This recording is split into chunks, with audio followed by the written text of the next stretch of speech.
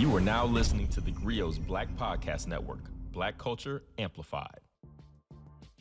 What's going on, everybody, and welcome back to Dear Culture, the podcast for, by, and about Black culture here on the theGrio Black Podcast Network. As always, I'm your host, Panama Jackson, and today we're going to talk about something that everybody's talking about. If it ain't in your group chats, it's on your social media. Maybe your grandma done called you to talk about it because she has an opinion about it too. Literally everybody right now is talking about Deion Sanders, primetime, Neon Deion, leaving his job at Jackson State University in Jackson, Mississippi to take a job at the University of Colorado at Boulder. Boulder, Colorado, you have no idea what you've blessed me with, the opportunity that you've given me, and I feel like I owe you.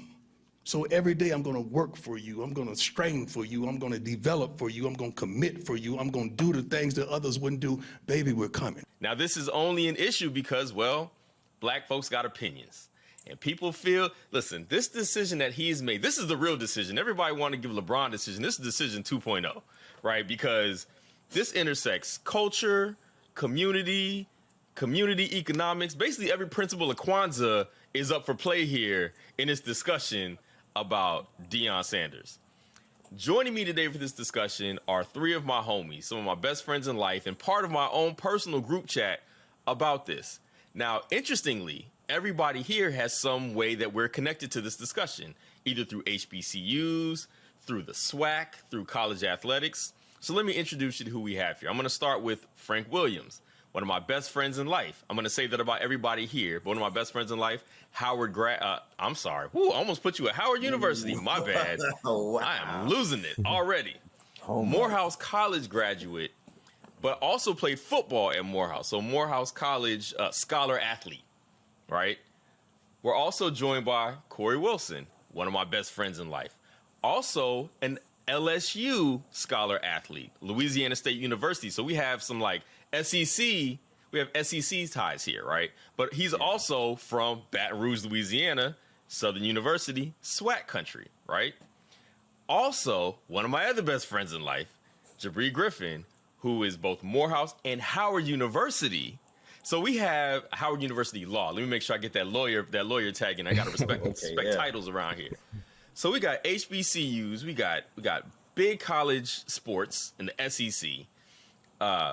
SEC, which is going like a big league, the Big 12 in almost every conceivable way, which I think comes up in this conversation about jobs and where we take them. Black colleges, we got everything. So first off, how's everybody doing? How y'all doing today? Doing good, man. Not too bad. Yeah. I'm trying to shake it off from where Deion stabbed me in the back. Wow. This is what I love. We already starting here because the first. Listen, that's what I wanted to hear. Or what did he do? I mean, Deion. He may as well have went to every black person's house and stabbed them in the back. Okay, that's a bit extreme. Well, it's funny you say that, but if you get that's the how right people corner feel. on Black Twitter, I'm not saying that I feel that way all the time. I just feel that way sometimes. Depending on what I'm reading at the time, I feel that way sometimes. All right. Okay. Well, let's start here. Because that's exactly where I wanted to start too. I want to know how each of you individually felt about the news that Deion was leaving Jackson State and going to Colorado, of all places, one of the worst programs in the Big 12, which makes it one of the worst programs in Power 5 football. But so let's start with you, Jabri, since you said he stabbed you in the back already. Let's start there. It seems like a good place to start. Listen, man, I know I came in hot because, but to be honest, my feelings vacillate. I think in the end, like when I'm at my calmest, I don't blame anybody. I think, that this is the kind of thing that happens. You don't hold it against Deion Sanders. You don't hold it against a coach for upward mobility. You coach at a program at a certain level, it leads you to another job at another level. That's kind of the way it always is. Recruits are left behind. Parents have been promised. The coaches come to your living room and they say, we're going to take care of your boy. We're going to make sure that he stays out of trouble and that he graduates. And now the person who was promised that has moved on to do that for another group of kids. And you have to trust somebody else. The ones that get to go with Deion are very lucky. But that's not for everybody. So I think, man, you could really look at it either way, man. Like he hurt me, but I don't blame him. It's tough. So I'm not hurt by it. I get it. So and in terms of what he did, I get it. I also am a little disappointed by it, but because it just feels like a job left undone. Like he didn't finish the job that it sounded like he intended to complete when he got there. But what you say and what you do, you say something in the moment, and what you do when an opportunity presents itself that maybe you wanted in the first place, or something that looks like a job you wanted in the first place, who knows? So, Corey, what were your thoughts when you heard the news that Deion was leaving Jackson State? I was excited for Deion. I'm excited. I'm a Deion Sanders fan. I think he's a good guy. I didn't have any issue with it. That's a part of sports. Like you go to a place, you do well, and larger opportunities come your way, and you take those larger opportunities. There's probably like no big time coaches that have not already done this, including the likes of Nick Saban's and other people like that. So this isn't like something that we don't see every day in the coaching world. I hear why people are disappointed. I don't necessarily agree with it, and we'll get to that later. But I was excited for Deion. I'm excited for Colorado. I know people are like, oh, it's a terrible program, and it is. And terrible programs are usually the ones that are hiring. Right, the good programs aren't hiring. They already have a coach.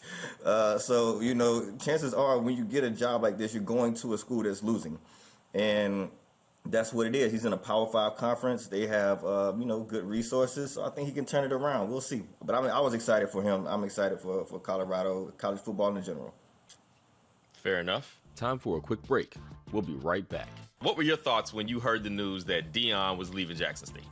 So I'm going to say I'm pretty biased, and I'm going to just say that on the front end just because Deion's probably one of my favorite players of all time. So I definitely remember watching him. And it being, when he got the ball, it was an event regardless. And sometimes, related in basketball, you hear a lot of people say, well, how can you control the ball? How can you control the game without the ball? And Deion did that too, right? So I'm super biased towards him. I'm not mad at him at all. And I know a lot of people say, well, he left the job undone. I don't know how much more was going to be done without additional resources. And so I understand people want that commitment. I think there was this fairy tale that people wanted, the HBCUs to become a Power 5 school if Deion just kept on winning. And that just was not going to happen. I feel like there is some kind of disconnect somewhere, and the truth is not much more was going to be done without more additional resources. That's just it. I agree. My issue with it, such that when I said the job undone, it was partially due to his own rhetoric, right? So I'm blaming Deion for coming in hot. Right, Jabri came in hot. I'm blaming Deion for coming in hot because I feel like Deion came in selling this movement, this culture. He accomplished everything he promised I'm he would here. accomplish. Well, hold on. Let me finish. Hold on. I'm gonna let you respond to that, Corey, because I know you probably disagree with this, but I feel like I don't buy the sellout rhetoric. None of that stuff. I think that's unfair. I think that's ridiculous. I think that's a bridge too far. I don't agree with that at all. Plus, I've never been offered $5 million to go anywhere, and I don't know how much my love for the community runs so deeply that I'd be like, you know what? I can't take this money for the sake of the community because I can probably take that money and come back is how I view it. But I do feel like when Deion got there was this like groundswell of belief and like somehow there's a change coming.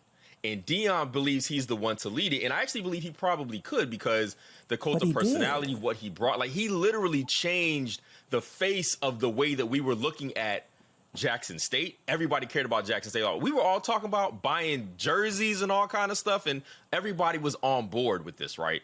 Everybody believed what he's selling. He was a national coach, right? Like he came in, he got videos everywhere. Like Deion made you buy into this vision that he had. Now, I don't know exactly what, like the vision was very specific, but it made us all feel like it was for us, right? It was a vision that I think that he created that was going to work at Jackson State. And I don't know that he didn't do it. Maybe he did exactly what he could do within the limits of what he had, but it felt different. So when he up and leaves now, when I say undone, it feels like he wasn't there long enough to make the change that he came in talking about. That's what I believe. Like he couldn't make the change now maybe he never could, but it sounds like he couldn't do that. So Corey, based on everything I just said, what is your thought on that? So I think he delivered on the things that he said he would deliver on, right? He said he wanted to bring more attention and exposure to HBCUs. He did that. He wanted to increase the revenue and the funding that'll go there and like get the players better facilities, better uniforms, better all that. He did that. He wanted to increase the opportunity for HBCU players to play professionally, and he's kind of doing that. So. The major things that he said he was going to deliver on, he delivered. Now, people maybe wanted to go even further, or like Frank was saying, but he delivered on the things he said he would deliver on. And now it's time for someone else to take the torch and keep it going and grow it. So what I heard from you, Panama, was that a lot of the promises he made was personal, but I feel like the gain here or the lesson learned was the model in more resources will get you more. And so, we talk about that a lot in terms of sports and HBCUs, no resources, no resources, no resources. Well, Jackson, through, various means, poured in resources, brought in people, and got results immediately. And I feel like that's the takeaway there. So it's not per se about Deion, even though, he's this character, larger than life, and he himself kind of made it about himself and everyone else did. But the model is pour in resources, get results. Like I said, who's going in undefeated or close to that? Like, the model works, and we should be able to walk away and keep on going and continue with the model. I can't quite agree with that. Deion laid a blueprint, because to follow this blueprint, you got to be Deion. So, you need another megastar athlete. Well, someone like Deion, there are other people like Deion, but nobody like Deion. You understand what I'm saying? There's other Hall of Famers, there's other players, but this personality, this guy, this fame, what he's known for, this swag, this gift of gab, that's primetime Deion Sanders. And sure. Well, that's my question. There's been rumors like someone like Ray Lewis is interested in coaching HBCU football. Would Ray Lewis not be able to do the same thing that Deion did? Maybe he could, but so here's the question, and this gets to what Jabri just brought up. The reason why I don't think this blueprint, like he laid the blueprint, because once Deion leaves, it's all gone. Like I don't feel like this is all gonna. I don't feel like it's everything that happened is gonna. I feel like while Deion is there, all this stuff exists. When Deion leaves, it's all gonna go, because the top recruits, they're not going to come there anymore. They were coming for Deion, right? Like, it sounds like Deion called in a ton of personal favors, and everybody was more than willing and happy to help out. Well, the next coach that comes in there ain't Deion Sanders. Now, let's say it is a Ray Lewis. That's different, right? Because Ray Lewis is somebody we view like Deion, right? Like somebody who is beloved in many corners of especially the community. Where's Ray Lewis from? He's from Florida, right? He's He's from Miami. Florida. Right, Miami. okay. So let's say, I don't know the job openings up in FAMU, but if Ray Lewis goes to FAM, it's a different ball game, right? Like, it feels different. It's the same kind of thing. But I feel like these people are so much larger than life that what they bring with them leaves once they go. And that's why I don't view it as a blueprint either, because... But here's the thing, though. The model still works in the sense that he brought in favors, which means that Jackson actually needed to pour in more resources. So, like, the model still stands. I get it, it's specific to Deion because of his character and how he kind of pulls people in. I get that. But if you want results, you got to put in the resources one way or the other. And Jackson got resources for even cheaper than what they were supposed to get it for. Well, so, like, they still have to follow up on their end. So, like, yeah, Deion's gone, but Jackson State needed to still pull up their end, or any school for that matter. I agree with Panama in a way that this isn't necessarily a blueprint that all the HBCUs can follow. But I think, we can't, so we have to ask why, though. So in this case, the entertainment, the eyeballs came with Deion because that was something people wanted to see. Once he leaves, why do those eyeballs leave? Because maybe the product itself isn't good. So maybe we need to get a better product. And then we don't have to have like a showman to sell the product. The product can sell itself. So I think there are other questions to be asked about why. So if this blueprint doesn't work, then we could use another blueprint. But that blueprint might require a better product. So two things I want to say here. Actually, let's take a real quick break, and then we're going to come back and talk more about this. Right? Stay tuned right here on Dear Culture. All right, we're back here on Dear Culture, and we're talking about the departure of Deion Sanders from Jackson State University to the University of Colorado Boulder. He's the new head coach there. His departure has caused all kind of think pieces and discussions in the community. We all got opinions. People feel away. Some people feel away.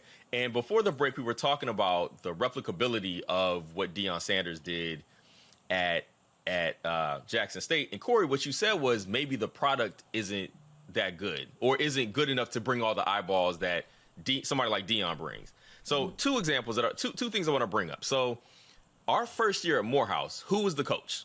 Who was the head football coach at Morehouse? Doug Williams. Doug Williams, right? We had us a superstar who came in. I believe he brought in like a top recruit, and I don't remember how big of a deal it ended up because Morehouse football is not that big of a thing. But like, you bring in somebody huge, it doesn't necessarily bring the resources and everything else. Is kind of my point. Like you still need somebody like Deion Sanders to do it. So and Frank, you disagree with that, but cool, we'll get back to that. But here's the other thing. When Corey, what you said about the product, like Steve McNair, Alcorn State, broke like every possible record that you could break as a quarterback. Yes. I don't even think most of us knew that. Now, maybe the time, or most of us outside of that region were aware of that, right? Like you heard about that when he gets to the league. What I'm saying is on a national level. Look, I didn't know. I'll say this. I didn't know. He was on the Heisman watch. Social media plays a big part of this because let's be real. Like He was back on the then, cover of Sports Illustrated at one point. which is niche. Social media removes niche from everything. I'm just saying in the sports world, yes, Deion Sanders is people who don't care about football are talking about Deion Sanders leaving is my point. Like it's a different conversation that we're having now. Like it's not just happening among sports pundits. It's happening in the community at large, right? Like that's my point. Like It's a different world. So I argue that maybe, I don't know if the product isn't that good. I think people just second-class citizen HBCUs like you do everything black in the community. Like people treat black schools like they're black schools. And part of what I think that has come up in these conversations is that everybody feels like Jackson State should just be happy that Deion showed up in the first place. Like you should be glad that he was ever there because he made things better for you while you were there. So appreciate that. And I hate that mentality because it makes it seem like Deion basically did a favor to Jackson State in this HBCU, and everybody should just be happy and like be happy for him that he's gone. They're paying him $300,000 a year. He's doing more for them than they're doing for him. So if we're talking about who's doing who a favor, yes, he's doing them a favor. Favor's a strong word. Deion needed them. If Deion had aspirations of coaching at a high level, he needed to show that he could run a program, and he didn't want to be an assistant coach. So he needed to find somewhere that would let him be a head coach off the jump. And that's something that Jackson State could offer him that he couldn't get most places. So Deion does owe Jackson State quite a bit. Well, this last year, he gave half his salary back to the school to help finish the facilities. That sounds like he did them And that's a favor. a choice. It's really nice I'm that he just saying did that. Deion did get something out of it is all I'm saying. Well, of course. I mean, why would you participate in something you don't get anything out of? But to say that like he used them and like he's the one who benefited more from this than they did, that's just not accurate. Yeah, I don't agree with that either. But I don't agree with this whole idea that he got nothing out of it. I'm completely with Jabri on this one because people are. This goes back to my people acting like Jackson State should be happy he ever showed up in the first place. Right. Like it's being treated as if, look, y'all, Jackson State was trash. Deion shows up and gets college game day there. And then all of a sudden, like everybody should just be happy that he ever showed up in the first place. And I feel like we treat a lot of black products like that. Frank, you disagree? You think I'm making something up? That's not 100% false. I mean, I think Jackson had a run in the 90s, but it's been a while since Jackson has been even relevant in the SWAC. So, But that ain't unique to Jackson. When was the SWAC last relevant? Like, what are we talking about? We're talking about a different level of football. So we talk about Jackson or we talk about HBCUs? So the idea that Jackson should just be happy that he was there, that's not 100% invalid. Right. I'm just not sure that's the thing to focus on. Point, maybe. I didn't bring up the point, though. Wait, did he create opportunities and exposures that weren't there prior to him and that will probably have never come if he never went there? The answer to that is yes. So how can they not be happy that he came, even if it's for a little while? A little bit of something is better than a lot of nothing. because people feel a way about feeling grateful. That's what it is. Like, you know what I mean? Like, it's a real kind of personal, like, well, I'm going to be grateful to you. I think that's some of it. Plus, you Don King in it. Like, you got a little bit of your money as opposed to all of it. You should be happy you got some of that. Like, I don't think that's a proper way to approach, like, especially I'm just saying, I don't like the conversation that is like, you should just be happy, black school, that he even thought of you in the first place. Because that's what I feel like a lot of the conversation is. I don't think that's fair. I think that does that thing that we often do with black products, where it becomes like its second class status is just established. So any good that comes should just be icing on the cake, as opposed to maybe we should be trying to do better about these institutions and places in the first place. I'm just saying. But let's be real though. When we get something, it means more to us. Like, we just saw this with Black Panther, like Black Panther 2. They didn't recast T'Challa because Chad Boseman meant so much to the black community, because we never see black movie stars in black A+ movies. So, like, this is the kind of thing that we as black people hold on to. Like, oh, Deion's going to do something for this black school, that he better do it. He better see it through to the end. And, you know, I feel that way sometimes, because I feel like we all have a responsibility to each other. But this is a long conversation. WEB versus Booker T. Like, there's always more than one way to go about it. You know, we do a podcast on Queen Sugar. We argue whether Micah should go to Xavier or to Harvard. And, you know, what kind of opportunities would that provide? You know, can you go to Harvard and then come back to the community? When you finish Harvard, should you pour your money back into Harvard to establish a minority scholarship, or should you give your money to HBCU? Like, what's going to be the best way to go about it?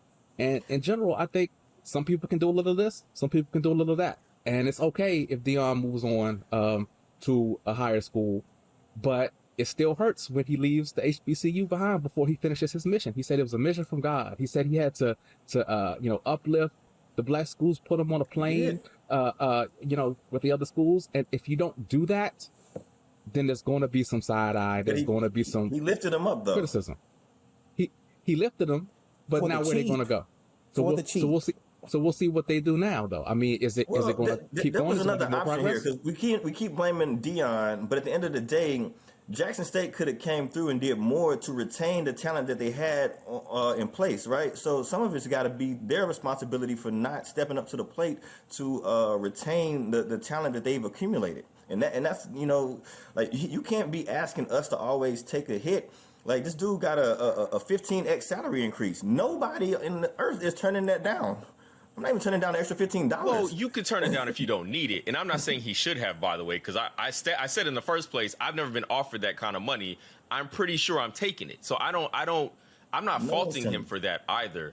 But you're also asking, so when you go to Jackson State, you already know those things. You're not going there because you're thinking you're about to get paid like you're going to get paid at Colorado. It is a labor of love, right? Like, you made that decision, and in doing so, this comes back to me to all the rhetoric. Jabri just laid out some of that stuff. Like, it's the rhetoric, the saying the things that imply that you're here for the long haul of some sort. Like, none of us believe he was going to be there forever, right? None of us thought he was going to be Eddie Robinson out here. But like, he also said that he wouldn't either. He said early on, I'd have to.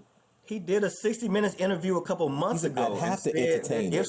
If the Power 5 offer comes calling, I'm going to look at it. What happens when a Power 5 school says, give us a number, we'll make it work? I'm going to have to entertain it. You are? Yes, I'm going to have to entertain it. Straight up. Well, I would be a fool not to. That don't mean it don't hurt, man. The Deion Sanders debate continues after the break. So let me ask you a question. I want everybody to answer this. Is Jackson State football better off now than it was? Is it better off than before he got there? I think the answer is yes. Is it on a trajectory to continue moving higher with him leaving? Corey, start with you. I would say it's better off right now than it was when he got there. They have better facilities. They have, better resources. Is it on a trajectory going forward? I would say there's probably going to be a downswing before there could be an upswing, but we see that in sports, right? when big figures leave. Like, when LeBron lead the Cavs, they win the championship, but then they stink the next year, right? But they won the championship, so it was worth it. So, I think we'll see like a small downswing, but if someone comes in and comes up with some innovative ideas or comes with a new approach, they can easily get back to the top. All right, But Frank. they are in a better place right now than they were 5 years ago. Yeah, I'd say just based on the facilities alone, they're better. They're going to be better this coming year than they were the year before he arrived. So I read somewhere that they couldn't even practice if it rained. That's crazy. That is insane for a Division I school. Division I school to not be able to practice if it rains. So will they be as good as this year? Probably not. But they're going to be better in September than they were the September before he arrived. Jabri? I think it remains to be seen whether or not this blueprint can be followed by the next person. I mean, really. I mean, so the next person, is their salary going to be 150? Because now there's 150 that's allocated to school resources. Deion was given half his salary back. So is that something that's sustainable? Like how are they going to quote pour more resources in, Frank? I don't think they have them. So it's going to be tough to keep this going. It's when Frank said they poured some of the. Yeah. I'm sorry, I didn't want to interrupt, but some of the resources were coming from corporate sponsorships, like Walmart, like donated the field, like American Airlines donated money, like for them to fly. So it wasn't necessarily like the city of Jack. I don't know that the city has any more resources to pour in. They don't have good water over there. So it's going to come through like corporate partnerships, and someone has to figure out how to attract corporate partnerships. Yeah, but see, the problem with that is. So I mean, and I agree. I don't think you're wrong, but that's where the Deion problem comes in, right? Deion leaves. Deion is a magnet for all that stuff, right? Because Deion showed. So this speaks to your point about like everything that happened because Deion was there, and the reason why I don't think this is a blueprint that can work going forward, right? So Deion Sanders is there. He's all over social media. He's his inspiration. We all watching these. Man, I'm being inspired to be. I'm watching his little videos, talking to his students. I'm giving them my kids like, hey guys, let me let Deion parent you for 5 minutes right quick. Let me listen to this speech. So I got to prepare you for life. So I got to spend more time with the life part than the pro part. Because the 95 ain't going. But that's 5% that is. The speech is awesome. Like, be motivated. Like, all of that stuff turns him into he's a national figure, right? He's already somebody who's he's a national figure. So because of that, all these sponsors are like, well, if we are associated with Deion, we can get, and not only that, we get goodwill with black people, right? So not only are we being associated with Deion, we're getting some of this black goodwill. We're getting the fives on the black hand side now. So now we're gonna get all this stuff, but once that's gone, that's why I'm with Jabri on that. It remains to be seen because. Like, I guess I don't know what kind of contracts they sign. And you should have somebody that's in these schools to try to go get that stuff. But they're all not that attractive to all these places in the first place, so they'd already be there. LSU don't have problems getting corporate sponsors, right? They don't have those issues. Right. Morehouse probably in Howard, those schools, like Howard just signed with Jumpman, right? They got that. It's 2022. You know what I'm saying? Like, these things are just now getting there because there's all these spotlights on HBCUs now. But you can't tell me that Howard is getting the same kind of money that North Carolina or Michigan would get, right? Like, it's not the same kind of thing. So I'm curious too about where all the resources, like how much resources do we need to be able to properly compete in a way that makes these things attractive? I don't know what that is. So, but if that's the case, I mean, I still don't understand why we're saying this model is not sustainable. I think you still got to bring in top talent, top coaching, and more resources. So whether it's Deion, it has to be somebody. I think we're really going to find out something because you still got to bring in top 10 recruits or top 150 recruits. But you're not going to do that. They weren't coming in the first place. You still got to bring in coaches with NFL experience that's been in the Super Bowl or that's done great things like that. That's what I mean by the model. It's not per se a Deion model. It is a resource winning model. And if they can do that now because the profile's never been bigger. I saw that they were talking about this on CNN. Everyone is aware of this debate. The mainstream media is aware of this debate. this used to be a dinner table debate amongst us, Right. a barbershop debate amongst us. The mainstream media is aware of this debate. They use the word sellout on CNN. Explicitly said that God sent him to do this. So then when you leave, yeah, people are going to ask questions about what exactly it was. So, this is something, the profile is big. They know that we're discussing, at least amongst ourselves, whether or not we should continue to send our top black athletes to PWIs. Because as we have debated for years and years and years, the best athletes are black. So why aren't the best teams at the black schools? That's something that we've always debated for years and years and years. And now that's in the mainstream. So if there is a chance for that to flip, it's going to happen soon. And this is one of the times where we really get to learn something about how actually sustainable it is. I think the sustainability is irrelevant. This is the model for winning. And if you don't do this model, then you will continue to be irrelevant. You will continually be second-class citizens within the sports arena. This is the model. There is no other model. So what else? Like this, it really is no other alternative reality where you can not go all in and still be winning and still like take it to the national level and be relevant and maybe win the 1AA and maybe, like I said, we have this vision that HBCU division or school will become a Power 5, but there is no other model. I do want to say something about what you just said, because so that's been one of like the little side convos. Like I always just kind of wonder, is that a real expectation that we have? Because I don't know that I ever. So as I'm thinking about the whole Deion thing, and I'm like, what more did I want from Deion?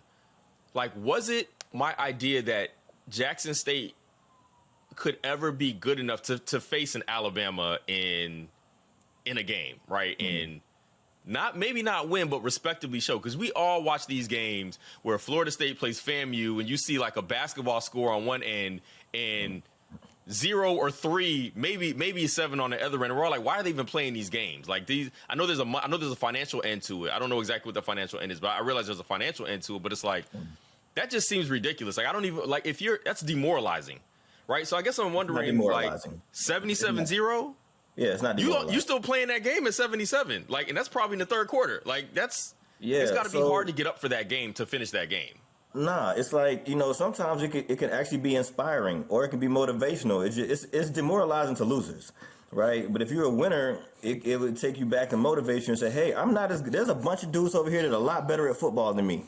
And I need to work harder, right? Yeah. But if you're a loser, you're going to tuck your tail and go cry. Also, it's inspirational just being, in that stadium, in that setting. Maybe you never played in front of 80,000 people before. Now you're playing in front of 80,000 people. Dude, if Michael Jordan beat me at basketball 100-0, I wouldn't be demoralized. So you think Deion should have taken up one of those? I mean, because Deion said he didn't think they were ready to play those games. And he was right.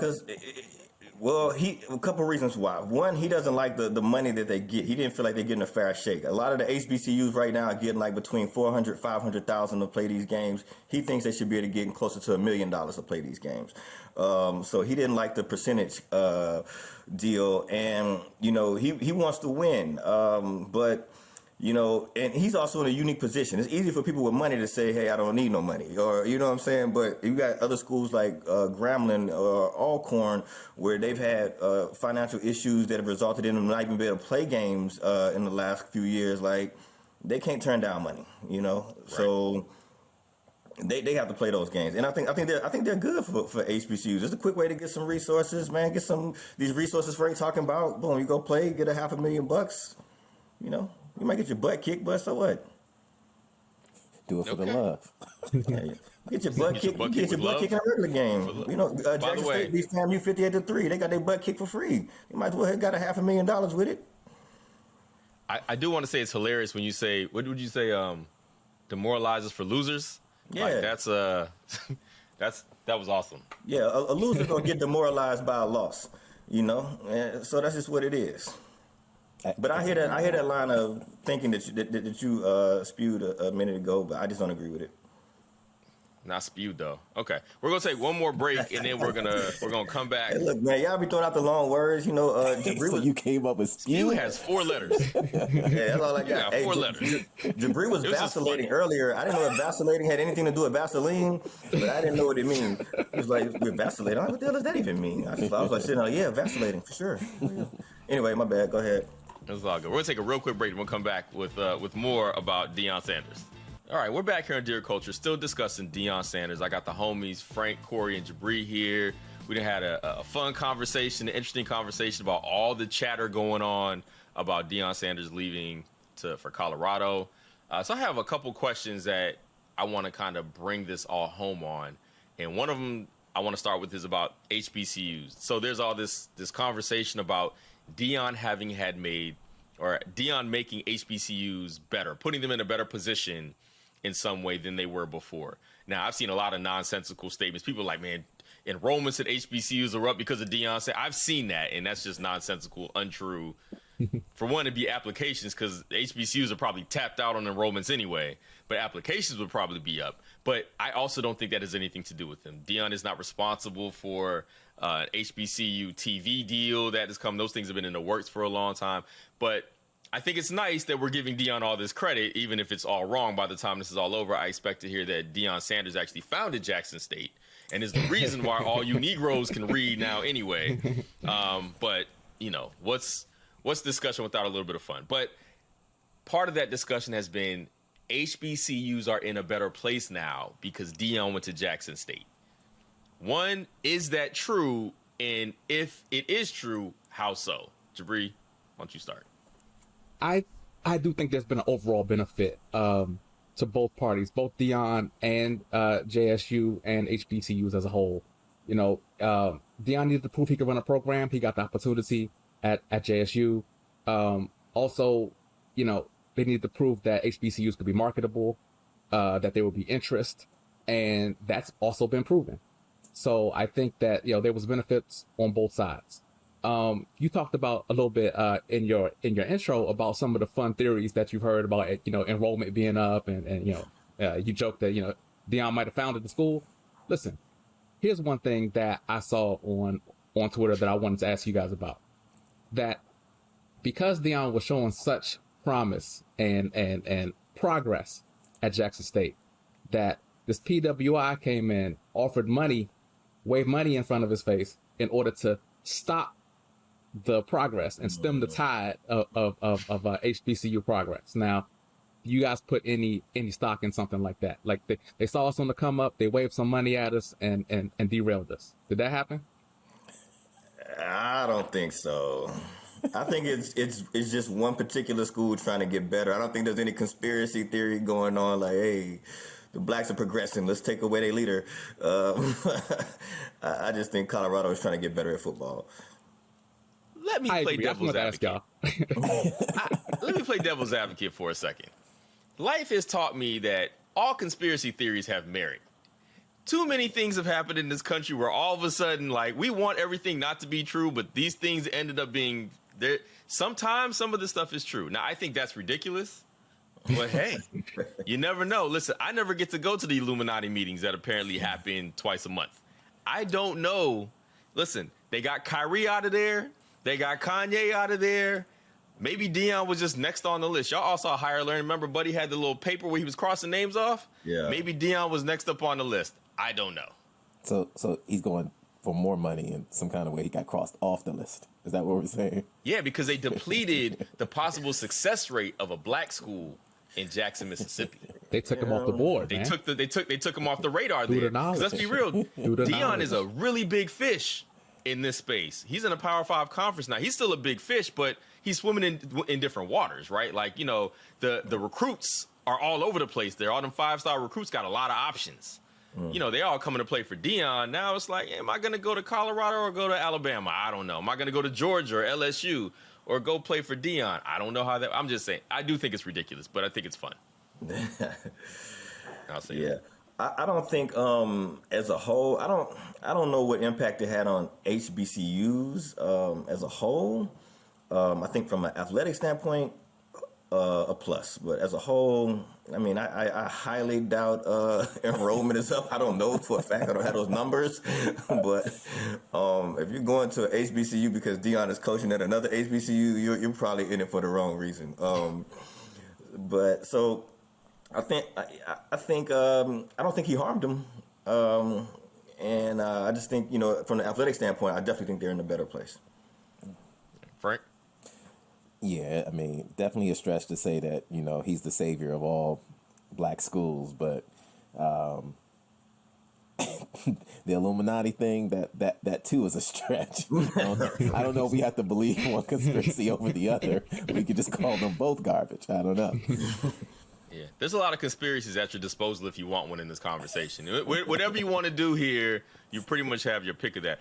I'm kind of with Corey on this. I don't really feel like HBCUs as a whole benefited. I do agree, like there's no harm done, but the HBCUs winning somehow in this. Jackson State, perhaps, right? Just the economy in Jackson benefited from that time, right? Like those things are all facts. Those are borne out in reports and all kinds of stuff. Did Morehouse somehow benefit from him being there? I don't know. A&T did, Tougaloo? I don't know. I don't know if all these other schools actually benefited from it, but I'm with you on that, Corey, that there was no harm done. All right, so to kind of bring this home, what do you all think about? All right, so at Deion at Jackson State, huge fish comes in. I mean, he's getting 5-star recruits. He's potentially changing the course of history, right? People are shunning the Florida States to come to Jackson State. Mm-hmm. My guess is that is not going to happen this year, or if anybody was, they transfer portaled themselves right out of there to go elsewhere. But Frank, based on what you're saying, maybe that model can work, so maybe it'll happen in the future. I don't know. But for right now, Deion is going to Colorado. Do you think he will have the same type of immediate success at Colorado that he had at Jackson State?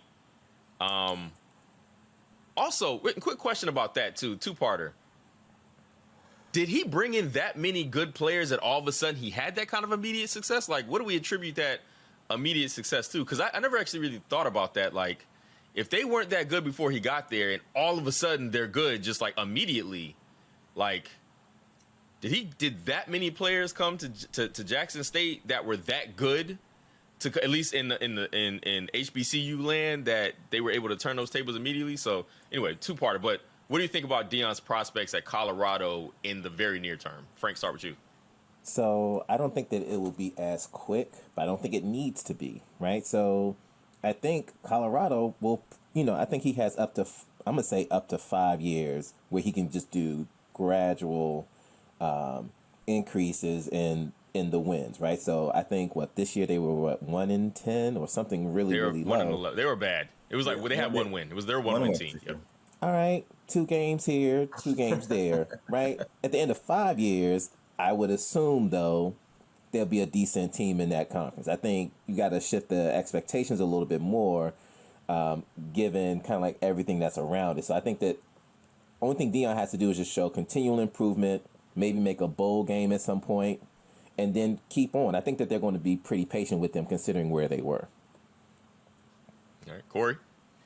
I don't think I think he'll make immediate change. There'll be progress. I agree with Frank. It has to be a little bit slower progress. The conference he's moving to is a tough conference. I think like right now they probably have like 4 teams in the top 15, maybe 6 teams in the top 20. Right, so there are a lot of good teams already in place there. And his team is the worst team in the conference. So he's got a long way to go. I think he'll be able to land the recruits. I think he's already like getting some big name coaches coming through. Willie Taggart signed on, I think, to coach over there. He's got some other big time coaches coming through. So we make big time coaches with big time players. We can see progress happen pretty rapidly. But I don't think it'll be like in the next year or two. Maybe like year 3 or 4. We start looking at like a 9-10 win team, a team that plays like maybe like a New Year's Day bowl game, something like that. But I definitely think he'll be successful. But you never know. Like, it's just a tough conference. They got some good teams over there. There's no guarantees. Right. Jabri? I agree pretty much with what Frank and Corey both touched on. I don't think it's going to be that quick of a turnaround. He was able to do it so quick at Jackson with a talent influx of top recruits, transfers, and coaching talent. And where he's headed, there's similar athletes and coaching talent in that conference. So he's not going to be able to turn it around quite as quickly, but I do think he can get their play level up to the top half of the conference over 3 or 4 years. Competing for a national title, Jackson State 12-0 this year. Colorado's a long way from 12-0. So, that type of success is not going to be seen. But what is deemed a success, he can have one of the top programs consistently in the top 25. That's something that Colorado doesn't always see. They go up and down. They've had some really good teams, but they're not usually a top 5, top 10, perennial like Alabama, Ohio State, and some of those schools. So I do think he can have some success. It's just not going to be happening overnight. Right. Yeah, that's where I am with it. I hope he does really well. Like, I hope he goes in there and that the expectations aren't for that immediate turnaround. I guess they're probably not. I don't think anybody believes that that's going to be the case. But I do hope that he's able to, over the next couple of years, like, genuinely, like, flip that program into one that people are really paying attention to because of how well they're doing. Like, how well he's doing as a coach, how well they're doing at recruiting, how well they are able to change the paradigm of what's already exists there. So he can eventually finally get that Florida State job he really wants. But Panama, back to the other point you made in terms of, go ahead, Bree. Sorry, man. I was just going to ask, like we were talking about the different, level of football. How do you think Colorado's 1-10 team would have done against Jackson State's 12-0 team? How different is that level of football, Frank? Very different. I'm still giving a nod to Colorado and that. I just am. Like, Frank thinks the worst white school in the country could beat the best black school. I'm just saying they're gonna be bigger. They're likely gonna be faster. I mean, don't he know said what it's we're like talking about here. 75% still black students there. Like, it's not, Right. it's not like still black it's not like a players. white. Right. It's not like he's playing, whatever. Like, there's still black players on that team, probably mostly. All right, let me ask a question then. I'm pretty sure they still got more top 150 recruits than Jackson does. So They Colorado only- so goes they- 12-0 in the SWAC. Is what Well, you're saying. so Colorado has only ever had 3 5-star recruits in the history of their university. So Jackson State ain't that far behind them as far as collecting talent. But a question that I saw online, what I thought was interesting was, should Deion add an HBCU like Jackson State to the schedule and schedule them for a money game so that he can now give back to HBCUs by paying them that $1 million that he thought they should make? Should he now give that to a HBCU school? I mean, I doubt he can even make that decision, but I like the idea. I don't think the coach makes that decision. He He could push for it. Yeah. I think that's a good idea. Yeah, I think so too. And I think it look, even though people are upset, the one thing you can't take away from him is continued goodwill, right? Like, even in that's the one place that I will give all the credit. Like, he did do a lot while he was there, and he was an advocate, or probably still is an advocate for HBCUs. Like, that's the biggest benefit to HBCUs, I think, then was the advocacy that he provided. So if he were to do that, and if he's over here pushing, and he would do it publicly, let's be very clear. He would very publicly say, "I think they need to be on the schedule, and we need to pay them what they are worth to be on that schedule. In fact, go ahead and put Jackson State on that schedule, and let's pay them what I believe they should be paid." Like, now that goes a long way to flipping some that's systemic change right there, right? Because then you put the school in a bind. They don't do it, then they look bad. They do it, then all of a sudden you're creating a ripple that if you're doing it for this one, you kind of other schools have to start paying attention. That would be systemic change that I actually think helps address some of those issues they're talking about on the resource end. So that's actually really creative, and I think that probably, again, that's some of that goodwill, and I think it seems like that's the kind of thing that Deion probably would think about, right? Like, he seems very intentional and very thoughtful about all the stuff that he's saying and all the ideas he has. Like, however we feel about him leaving and the circumstances or whatever it is, it wasn't a secret. He didn't keep it a secret from anybody. He was very clear, right? This is the worst kept secret on the planet that he was leaving, right? That this was, like, he's not trying to be shady about this. So that's actually a really good idea to me. Time for a quick break. We'll be right back. And we're back. All right, well, I think that's going to bring this to a close. This conversation about Deion, we were all over the place. We had some dissent. Maybe we fixed black college football. I don't know. But I wish the best for Deion at Colorado. I definitely don't want him to be in a bad spot. Like, I absolutely don't want the brother to go up there and be in a losing situation consistently or being put in a position that doesn't allow him to succeed. But it also seems like that's just not in Deion's wheelhouse anyway. The man seems like he's intent on succeeding and using all those resources to do it. So, Frank, Jabri, Corey, I appreciate y'all, your opinions. Thank you for coming in and bringing the group chat to the podcast. Anybody want to shout out things they got going on or where they could be found if you want to be found? Frank, you know what I'm saying? Where can the people find you if they're looking for you? If you're looking for me, I'm on Instagram at Frederick Laconic. If you're looking for a player. All right, Corey? If you're looking for me, I'm taking my challenge to a PWI. You can find me on their campus getting paid 15 times what I'm getting paid now. Or you can find me on Instagram at C Wilson the Great, THA the Great. But yeah, I'm trying to get that 15x pay raise. So I might be at the PWI next week. Yeah, if you get a job, you holler at me. I'm trying to come too. I do this for the culture from anywhere. Jabri?